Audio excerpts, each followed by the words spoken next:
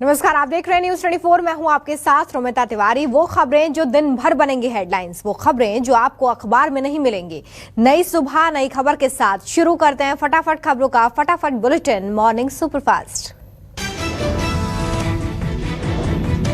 किसानों के आंदोलन का आज 47वां दिन, किसानों सरकार अपनी बातों पर अड़े। केंद्र और किसान संगठनों के बीच 7 जनवरी को हुई 9वें दौर की बातचीत में भी कोई समाधान निकलता नजर नहीं आया। Chief justice एस.ए. बोबड़े की अध्यक्षता वाली पीठ आज इस पूरे मामले की सुनवाई करेगा। केंद्र और किसान नेताओं के बीच 15 जनवरी को अगली बैठक निर्धारित। सुप्रीम कोर्ट को केंद्र सरकार ने पिछली तारीख पर बताया था कि किसान संगठनों के बीच सभी मुद्दों पर स्वस्थ चर्चा जारी है। अदालत ने सरकार को यह भरोसा दिया था कि अगर वो कोर्ट से कहेगी कि बातचीत के जरिए समाधान संभव है तो 11 जनवरी को सुनवाई नहीं होगी। 9वें दौर की बातचीत के विफल होने के बाद अब इस बात की संभावना जताई जा रही है कि कोर्ट इस मसले पर सुनवाई करेगा। किसानों की एक संस्था ने तीनों कृषि कानूनों का समर्थन करते हुए सुप्रीम कोर्ट का रुख किया है। मामले में पक्षकार बनाए जाने का अनुरोध किया। इस संस्था ने कहा कि कानून किसानों के लिए फायदेमंद है और इनसे कृषि में विकास और वृद्धि आएगी। सुप्रीम कोर्ट ने इससे पहले तीनों विवादित कानूनों को लेकर दायर कई याचिकाओं पर केंद्र सरकार को नोटिस जारी कर जवाब मांगा था। हरियाणा के करनाल में पुलिस और प्रदर्शनकारी किसानों के बीच झड़प, सीएम खट्टर का विरोध करने पहुंचे थे किसान। पुलिस ने किसानों पर किया लाठीचार्ज, आंसू गैस के गोले भी छोड़े, सीएम को दिखाए गए काले झंडे। प्रदर्शनकारी किसानों ने पुलिस से झड़प के बाद सीएम खट्टर के कार्यक्रम का मंच तोड़ा। कृषि कानूनों के फायदे गिनाने के लिए करनाल के कैमला गांव में होना था सीएम खट्टर का कार्यक्रम। किसानों के हंगामे को देखते हुए सीएम खट्टर ने रद्द किया कार्यक्रम, कहा कांग्रेस और लेफ्ट कांग्रेस को भड़का रहे हैं। यूपी के माफिया डॉन मुख्तार अंसारी को यूपी लाने के लिए आज सुप्रीम कोर्ट में होगी सुनवाई। गाजीपुर पुलिस की टीम पंजाब रवाना, इस दौरान मुख्तार और पंजाब सरकार को अपना पक्ष रखने के लिए नोटिस। गाजीपुर जनपद के मोहम्मदाबाद कोतवाली में तैनात 2 उप निरीक्षकों को चंडीगढ़ और पंजाब की रोपड़ जेल भेजा गया। ईडी ने राज्यसभा सांसद संजय राउत की पत्नी वर्षा राउत को भेजा फिर समन, 11 जनवरी को पेश होने के लिए कहा। पीएमसी बैंक घोटाले मामले में ईडी ने इससे पहले भी 4 जनवरी को करीब 3 घंटे तक पूछताछ की थी। असम में विधानसभा चुनाव की तैयारियां शुरू, चुनावों की तैयारियों का जायजा लेने के लिए चुनाव आयोग की एक टीम जाएगी। चुनाव आयोग की टीम 11 और 12 जनवरी के दिन असम में रहेगी। असम में मार्च से अप्रैल के महीने के बीच में होंगे विधानसभा चुनाव। असम विधानसभा की कुल 126 सीटें हैं जिनके लिए चुनावी तैयारियां शुरू कर दी गई हैं। चुनाव आयोग की टीम असम पहुंचेगी। पुरुलिया में हो रही शुभेंदु अधिकारी की सभा के दौरान उत्तेजित भीड़ टीएमसी की गाड़ी में किया हमला।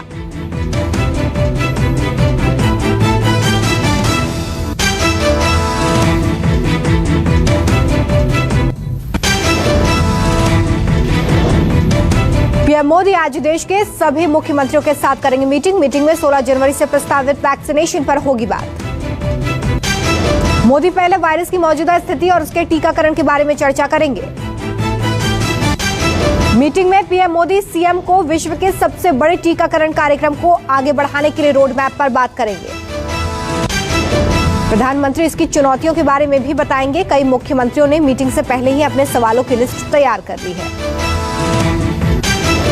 कोरोना वैक्सीन को लेकर ममता का ऐलान, कहा राज्य में जनता को वैक्सीन मुफ्त में दिया जाएगा। मीटिंग में राज्य सरकार टीकाकरण के खर्च का मसला उठा सकते हैं। विपक्षी राज्य जनता का टीकाकरण मुफ्त में चाहते हैं। विपक्षी राज्य सरकार केंद्र सरकार से खर्च उठाने को कह सकती है। केंद्र ने स्वास्थ्य कर्मी और फ्रंट लाइन वर्कर्स को ही मुफ्त में टीका लगाने के लिए कहा था।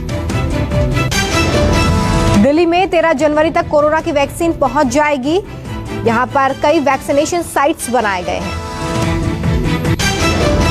40 सरकारी अस्पताल, 49 प्राइवेट अस्पताल में वैक्सीन लगेगा। दिल्ली में 2 लाख से ज्यादा हेल्थ वर्कर्स को कोरोना वैक्सीन लगाई जाएगी।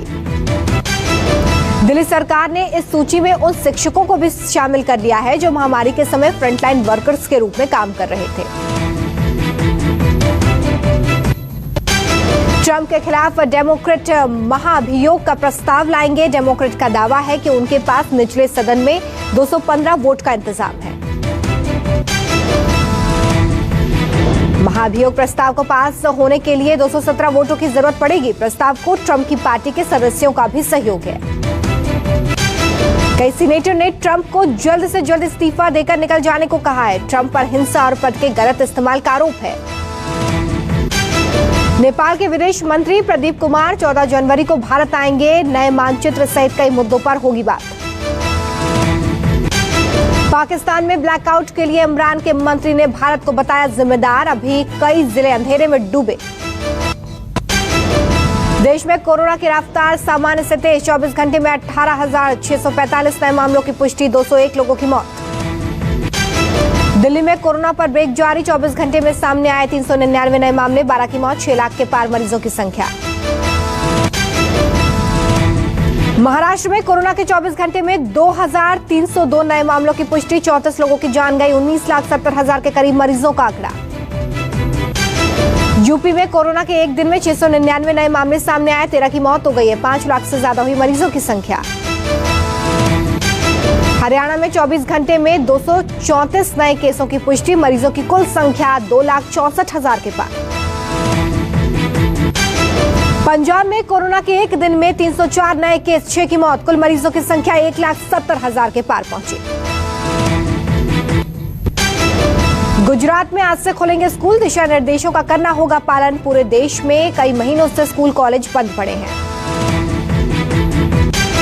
अभी फिलहाल 10वीं और 12वीं की क्लासेस लगाई जा रही हैं। आज से राज्य के सभी बोर्ड, सरकारी और माध्यमिक स्कूल खुलने जा रहे हैं। इसके लिए पेरेंट्स की स्वीकृति की जरूरत नहीं होगी। बाकी की कक्षाओं के बच्चों की ऑनलाइन पढ़ाई जारी रहेगी। आज से ओडिशा में भी स्कूल कॉलेज खुलेंगे। यूजी पीजी पाठ्यक्रमों के छात्रों की आखिरी सेमेस्टर की परीक्षाएं 16 से 31 मार्च के बीच होंगी।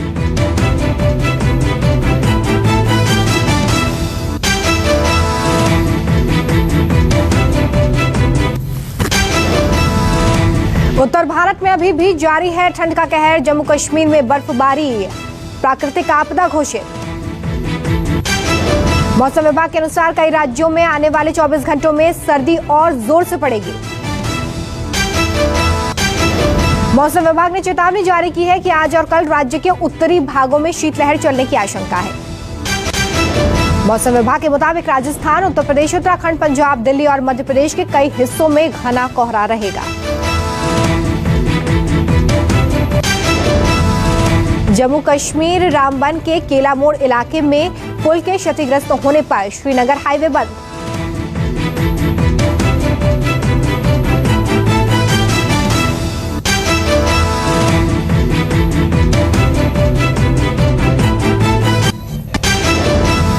मुंबई के चैंबूर इलाके की टाटा कॉलोनी में 11 कौवे मृत मिलने से हड़कंप। मौके पर पहुंची टीम ने सैंपल जांच के लिए भेजे। बर्ड फ्लू को लेकर केंद्र सरकार ने 7 राज्यों को लेकर पुष्टि की, बाकी राज्यों को सतर्क रहने के निर्देश। दिल्ली और महाराष्ट्र के नमूनों का इंतजार। दोनों राज्यों में सैकड़ों की तादाद में हुई थी पक्षियों की मौत। अब तक महाराष्ट्र के एक मुर्गी पालन केंद्र में 900 पक्षियों समेत पूरे भारत में 1200 से ज्यादा पक्षियों की मौत हो चुकी है। जम्मू कश्मीर के अवंतीपोरा में सुरक्षा बलों को बड़ी कामयाबी। लश्कर-ए-तैयबा का एक आतंकी गिरफ्तार। सुरक्षा बलों ने आतंकी के पास से AK-47 की 26 राउंड गोलियां बरामद की।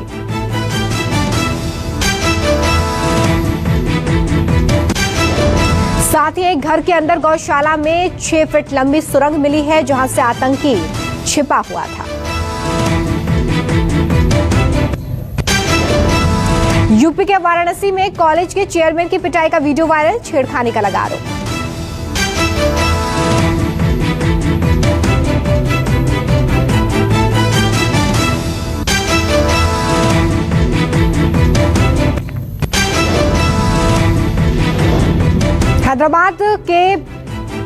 सामने आया एक मामला हैदराबाद में बीच सड़क पर AIMIM के नेता की हत्या का लाइव वीडियो सोशल मीडिया पर वायरल। हैदराबाद के राजेंद्र नगर इलाके की घटना, 3 लोगों ने मिलकर डंडों और पत्थरों से पीट कर मौत के घाट उतारा। इस दौरान हत्या करने का वीडियो राह चलते किसी व्यक्ति ने बना लिया। फिलहाल पुलिस मामले की जांच कर रही है। विशाखापट्टनम में पुलिस ने 2 लोगों को किया गिरफ्तार। पकड़े गए लोगों के पास से हवाला के 70 रुपए कैश भी बरामद हुए। इंडियन कोस्ट गार्ड ने एक मछुआरे को 140 मील दूर से किया रेस्क्यू। मछुआरे की नाव में लग गई थी आग। सैफ अली खान ने तांडव के लिए दी पटौदी महल में शूटिंग करने की इजाजत, खुद किया खुलासा। जैकलिन फर्नांडिस ने अपनी बचपन की तस्वीर की शेयर। फिदा हुए बॉलीवुड स्लैब्स, शिल्पा से लेकर उर्वशी तक ने किया कमेंट। हाल ही में रिलीज हुई फिल्म कागज में सलमान खान ने अपनी आवाज में रिकॉर्ड की बेहतरीन कविता। जबरदस्त हिट हुआ खेसारी लाल का नया भोजपुरी गाना YouTube पर कर रहा है ट्रेंड। गिरीश भारद्वाज की बायोपिक द ब्रिजमैन बना रहे हैं शांता कुमार। पाकिस्तान की आतंकवाद रोधी अदालत का आदेश, मसूद अजहर को 18 जनवरी तक करेंगे गिरफ्तार। आयरलैंड की रिंग्सकेडी पोर्ट में लगी भीषण आग, हादसे के चलते पूरे इलाके को खाली कराने के लिए इमरजेंसी लागू कर दी गई है। सूत्रों के मुताबिक इंडोनेशिया के लापता विमान का संदिग्ध मलबा जकार्ता के समुद्र में मिला है। विमान में 50 से ज्यादा लोग यात्रा कर रहे थे।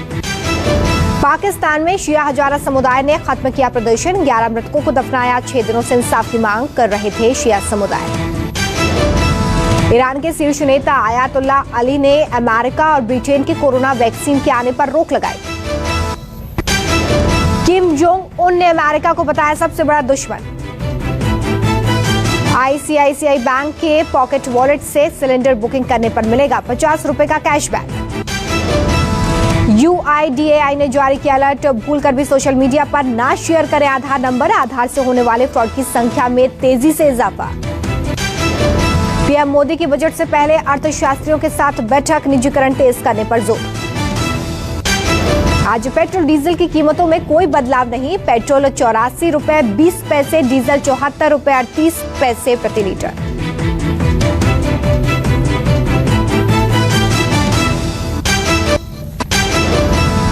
मोटोरोला ने लॉन्च किया अपने 4 नए दमदार स्मार्टफोन्स। 14,700 रुपए है शुरुआती कीमत।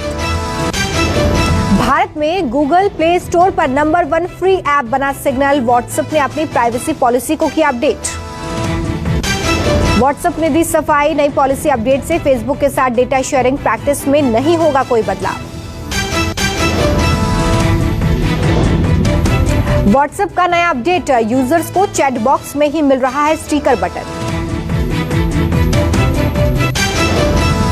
BSNL का दमदार प्रीपेड प्लान लॉन्च, सिर्फ 398 रुपए के रिचार्ज में पाएं अनलिमिटेड डेटा और वॉइस कॉलिंग।